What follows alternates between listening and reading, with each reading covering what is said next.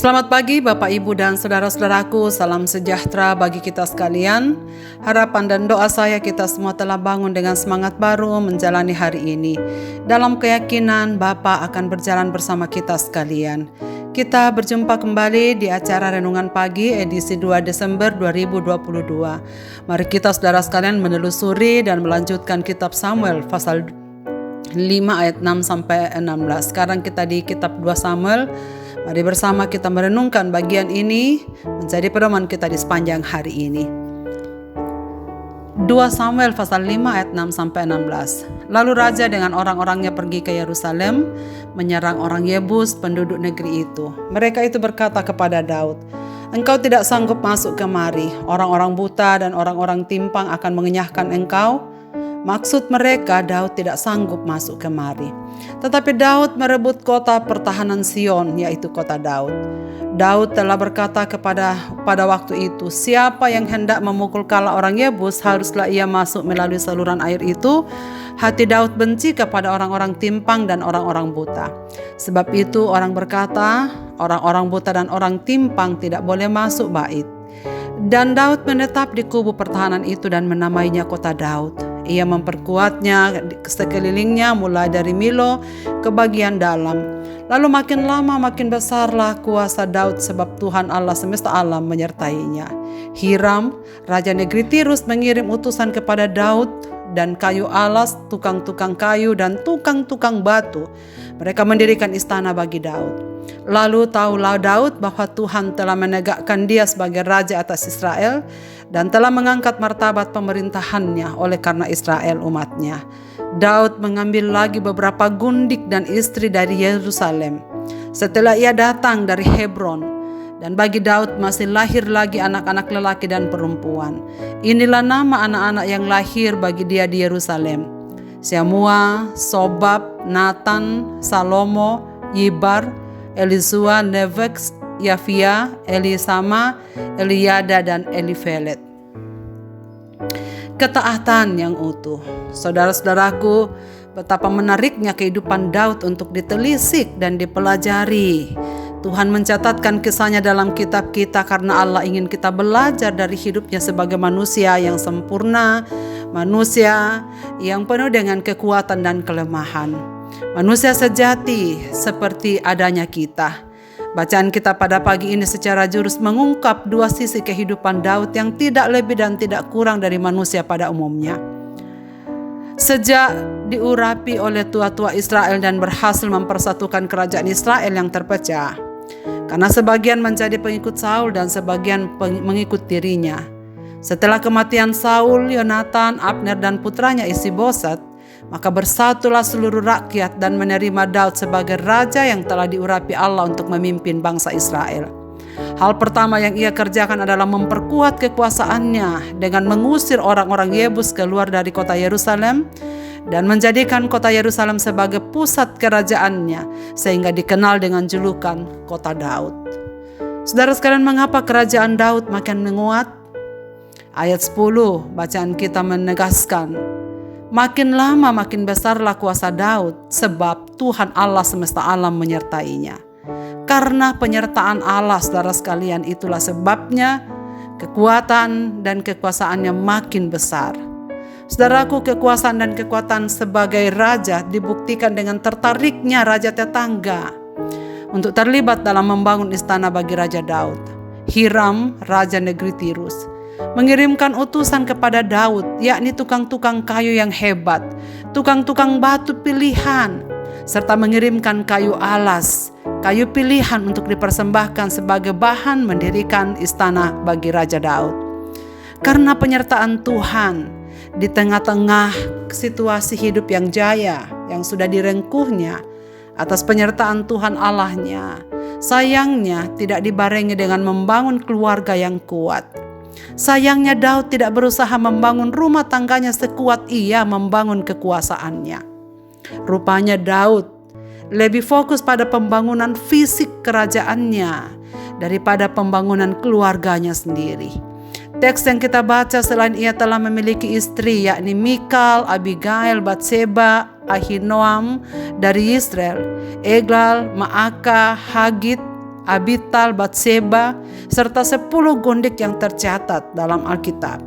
Selain itu, Daud juga mengambil lagi beberapa istri dan gondik dari Yerusalem. Daud tidak mengindahkan perintah Tuhan yang lain.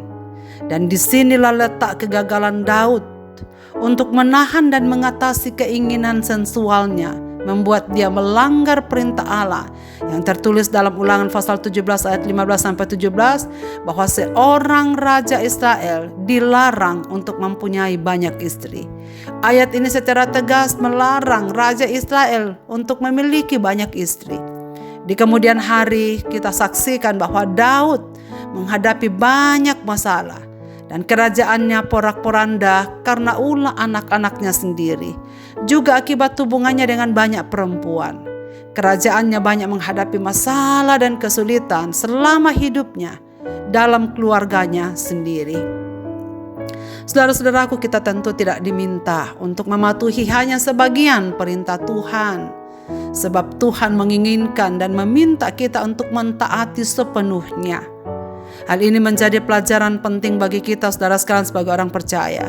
Bila Tuhan memberkati kita secara fisik, dianugerahi pekerjaan, usaha, dan semakin sukses dalam segala hal, hal penting yang harus kita bangun adalah keutuhan dan kekuatan keluarga. Sesibuk-sibuknya di luar rumah karena pelayanan, pekerjaan, dan pengabdian lainnya, ingatlah, keutuhan dan kekuatan keluarga menjadi sesuatu yang penting. Harus dijaga, karena disitulah letak kekuatan kita sebagai seseorang yang dipercayai tugas-tugas tertentu oleh Tuhan. Telah kita saksikan begitu banyak rumah tangga yang rapuh karena ketidakseimbangan antara karir dan keluarga. Begitu banyak keluarga yang akhirnya hancur oleh karena ketidakseimbangan antara pekerjaan dan rumah tangga, antara kesibukan dan perhatian kepada anak-anak, membangun keutuhan keluarga dan menguatkan pondasi hidupnya. Saudara sekalian, pembangunan satu keluarga yang kokoh adalah pondasi yang kuat bagi keutuhan semua aspek kehidupan seseorang. Kesuksesan seseorang tidak dapat hanya diukur dari karirnya di luar rumah, tetapi juga diukur dari keberhasilannya membangun keluarga yang kokoh. Sebab ada orang lain yang dapat membangun pelayanan, pekerjaan, dan karir kita, tetapi tidak ada orang yang dapat menggantikan kita sebagai tiang pembangun kerajaan keluarga sendiri. Keluarga seperti apa yang telah kita bangun? Bagaimana relasi kita dengan pasangan hidup kita? Bagaimana relasi kita dengan anak-anak kita? Bagaimana hubungan kita dengan rumpun keluarga kita? Kiranya kita juga selain fokus kepada dan memberi perhatian kepada tugas-tugas pokok kita di luar rumah. Ingatlah, Tuhan mempercayai kita kerajaan kecil, yakni keluarga sendiri. Di tangan kitalah keutuhan dan pembangunannya. Kiranya penyertaan Tuhan memberi kita kesanggupan membangun secara seimbang tugas dan tanggung jawab kita di semua aspeknya. Belajar dari Raja Daud, mari kita memperbaiki keutuhan keluarga kita masing-masing, supaya ke dalamnya Tuhan pakai untuk menjadi saluran berkat bagi dunia ini. Marilah kita berdoa. Bapa di sorga, terima kasih banyak karena Tuhan memimpin kami pada pagi ini, telah membangunkan kami dengan tubuh yang sehat, dan mengawali aktivitas kami hari ini. Firman-Mu Tuhan Engkau sampaikan pada kami. Terima kasih untuk hidup Daud yang Engkau catatkan kepada kami. Terima kasih bagaimana karya-Mu melalui kehidupan Raja Daud. Sebagai manusia biasa, ia pun punya kekurangan dan kelemahan. Maka tolonglah kami ya Tuhan, supaya belajar dari hidupnya. Bantulah kami supaya kami sebagai umat-umat-Mu memelihara keseimbangan hidup.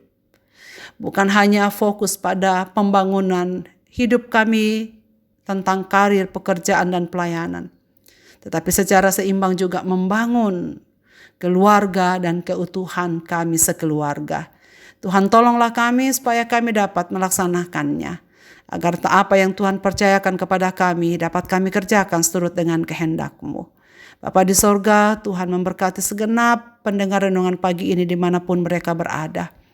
Apapun yang terjadi atas hidup mereka, anugerah-Mu yang melampaui segala akal, yang akan menyertai dan memimpin hidup mereka sepanjang hari ini. Dalam kelemahan mereka, Tuhan memberi kekuatan. Dalam sakit mereka, Tuhan memberikan kesembuhan.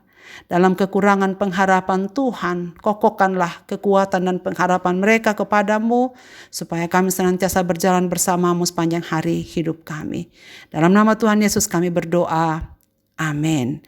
Saudara sekalian, selamat beraktivitas. Tuhan Yesus memberkati kita di hari ini.